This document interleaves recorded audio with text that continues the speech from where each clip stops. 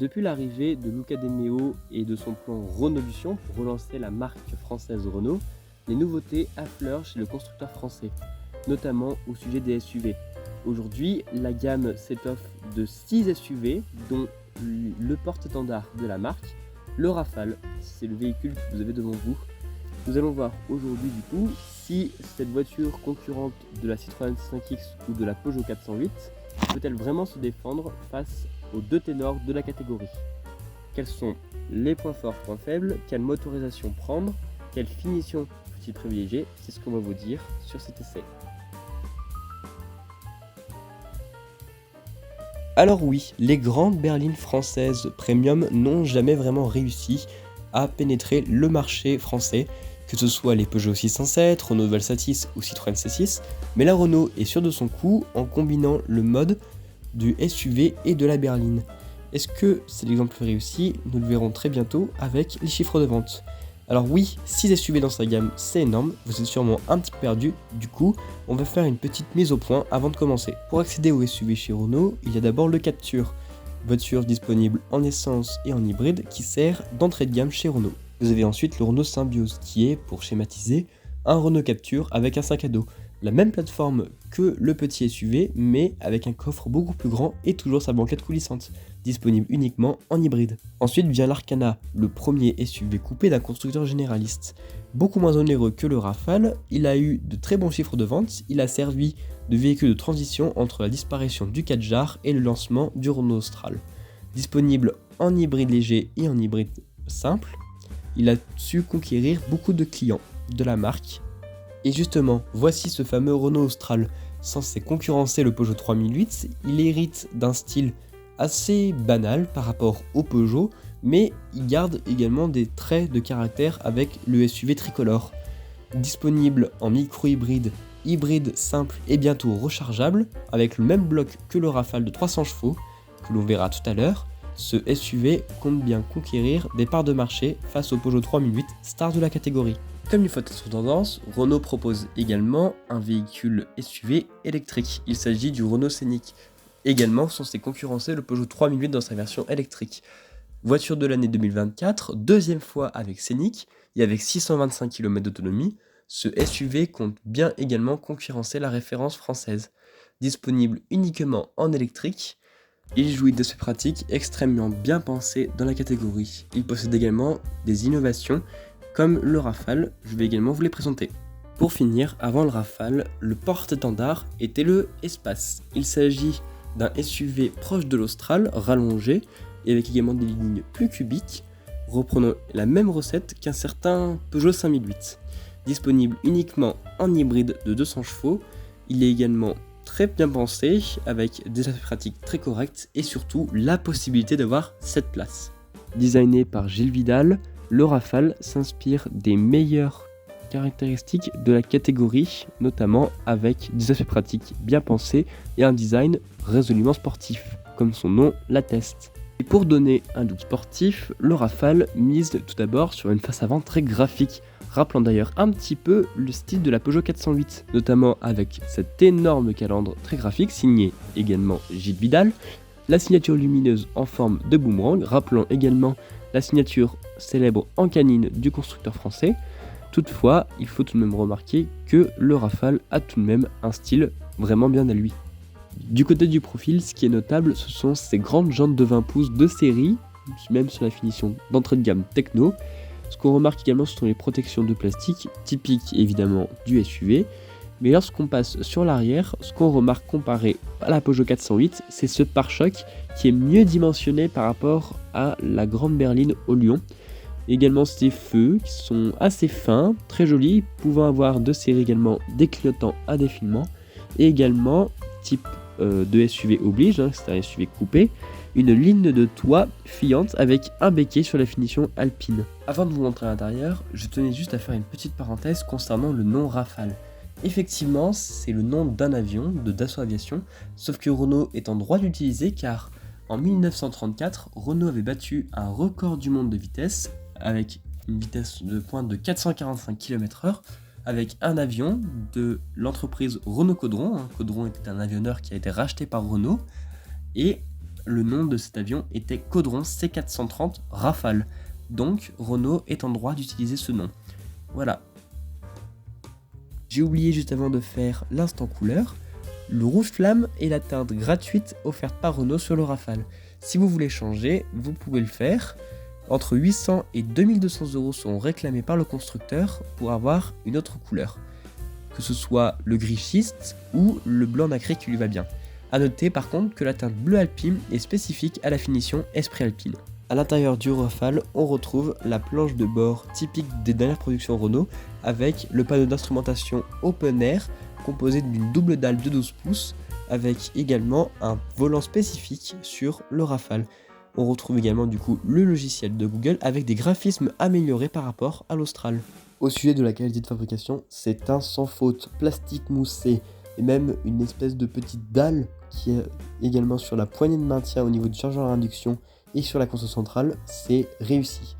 Au chapitre équipement, c'est un carton plat et il y a même des innovations comme par exemple les bandes LED personnalisables, jusque-là rien de spécial, mais attention, lorsque vous franchissez une ligne continue, ces dernières clignotent pour vous montrer de quel côté vous dépassez, pour pouvoir après rattraper la trajectoire du Rafale.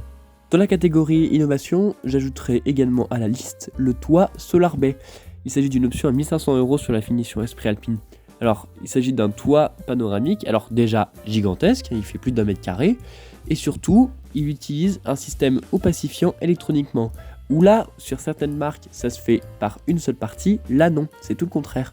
C'est fait par plusieurs parties et vous pouvez personnaliser à votre guise ce que vous voulez laisser opacifiant et ce que vous voulez apercevoir dans le toit. C'est une option du coup qui, pour moi, vaut vraiment le coup. Malheureusement, comme le toit fait plus de 2 mètres carrés, il ne peut pas s'ouvrir. Enfin, dernière petite chose, lorsque vous déverrouillez votre Rafale et que vous entrez à l'intérieur, une animation sonore et visuelle faite par Jean-Michel Jarre en personne apparaîtra sur votre Rafale. Je vous laisse écouter et après on passe aux finitions.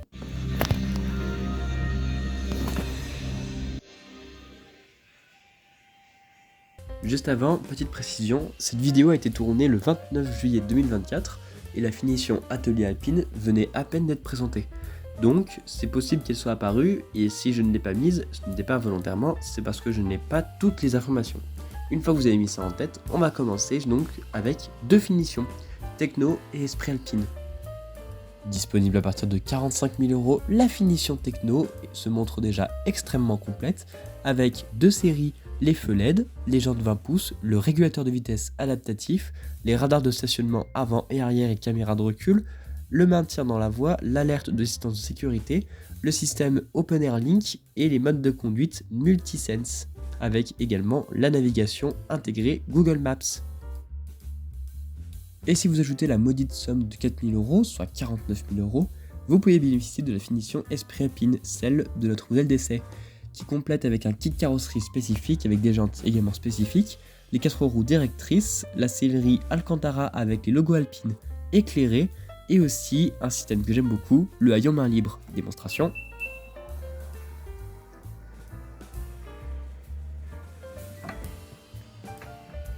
Voilà, système très efficace. Et du coup, la finition dont je n'ai pas beaucoup d'informations actuellement, la finition Atelier Alpine. Alors, les prix ne sont pas encore communiqués, elle se distingue par contre par un système de suspension pilotée et également des jantes 21 pouces spécifiques. C'est pour l'instant la seule façon d'avoir la version hybride rechargeable de 300 chevaux et 4 roues motrices. Si selon vous il manque des équipements au Renault Rafale, rassurez-vous, il est possible de l'enrichir via les options. Notamment le pack parking 360 degrés à 800 € qui complète avec la caméra 3D 360 degrés, le de parking automatisé avec radar de stationnement latéral, mais également les rétroviseurs rabattables électriquement et la lumière d'accueil au seuil avec projection logo. Vous pouvez aussi inclure le pack Driving and Winter à 1500 € qui ajoute le volant et le pare-brise chauffant, les projecteurs Matrix LED et la conduite semi-autonome de niveau 2.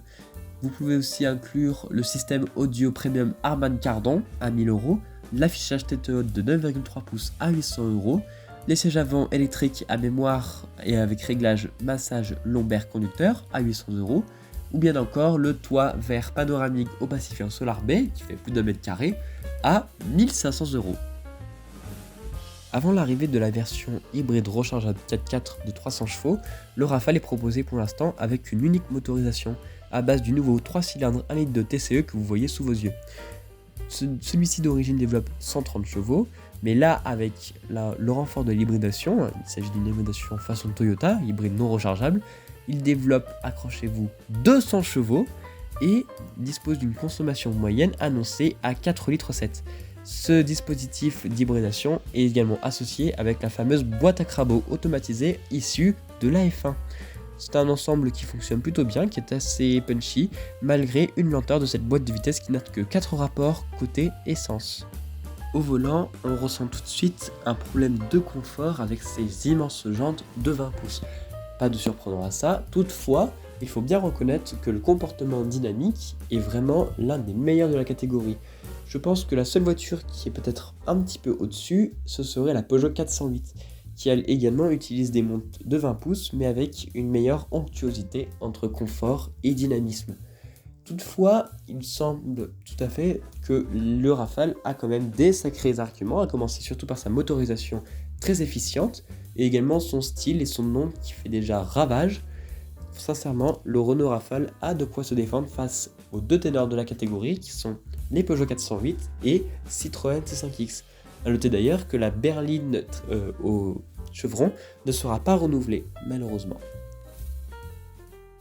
À l'épilogue de cet essai miniature, j'ai envie de dire, déjà en 1934, le Caudron Rafale avait impressionné, autant en 2024, ce Renault Rafale impressionne également, de par son style résolument réussi et sportif, de l'ère Gilles Vidal, également sa motorisation performante, 200 chevaux et 4 litres 700, mais j'attends quand même avec impatience l'arrivée de la motorisation hybride rechargeable de 300 chevaux. Au final, pour la meilleure finition, je conseille d'attendre la finition Atelier Alpine, qui ajoutera la suspension pilotée, donc plus de confort que la version qu'on a actuellement, qui est des suspensions entre guillemets classiques. Et surtout d'attendre la motorisation de 300 chevaux qui devrait être un peu plus performante déjà que la version 200 chevaux, avec notamment une nouvelle boîte de vitesse qui devrait s'avérer un peu meilleure que celle à crabot automatisée qui vraiment manque de lenteur par rapport aux performances de ce 1,2 litre 230 chevaux qui est vraiment plein aux as. Et c'est ainsi que s'achève cet essai du Renault Rafale miniature. Je vous remercie beaucoup de m'avoir suivi, n'hésitez pas à vous abonner si ça vous plaît, et moi je vous dis à très bientôt pour un nouvel essai miniature. Je vous propose qu'on termine cette vidéo avec les dernières images du Rafale. Non, pas celui-ci, l'autre.